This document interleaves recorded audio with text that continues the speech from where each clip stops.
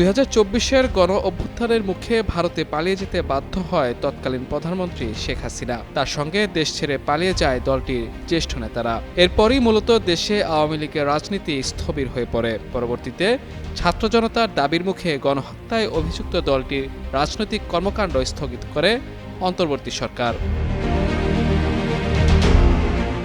ভারতে পালিয়ে থাকা শেখ হাসিনার প্রকাশ্যে রাজনৈতিক বক্তব্য না দিলেও দেশকে অস্থিতিশীল করতে একের পর এক হুমকি দিয়ে যাচ্ছে।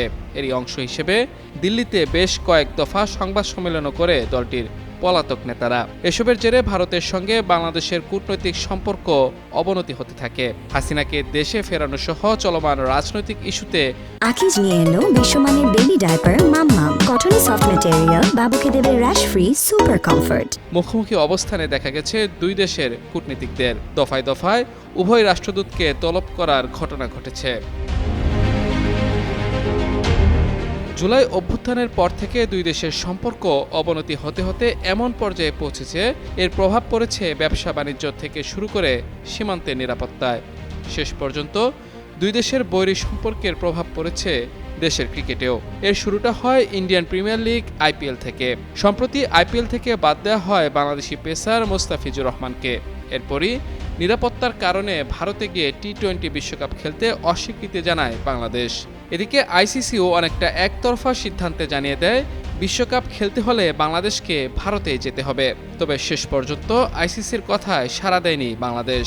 বিশ্বকাপের জন্য নিজ দেশের খেলোয়াড়দের ঝুঁকির মুখে ফেলতে চান না বলে জানিয়েছেন ক্রীড়া উপদেষ্টা আসিফ নজরুল। বৃহস্পতিবার বিসিবির কর্মকর্তাদের সঙ্গে বৈঠকের পর এ সিদ্ধান্ত জানান ক্রীড়া উপদেষ্টা।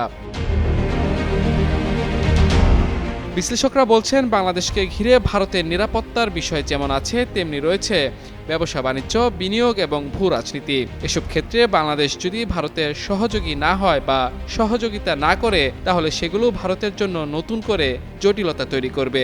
এই বাস্তবতায় দুই দেশের দায়িত্বশীলদের চলমান উত্তেজনা প্রশমনে সক্রিয় হওয়া দরকার বলে মনে করেন তারা। তবে দেশের মানুষের আবেগের জায়গাটাকে গুরুত্ব দিয়ে ভারতের সঙ্গে এখনোই কোনো সমঝোতায় যাওয়ার সম্ভাবনা দেখছেন না বিশ্লেষকরা।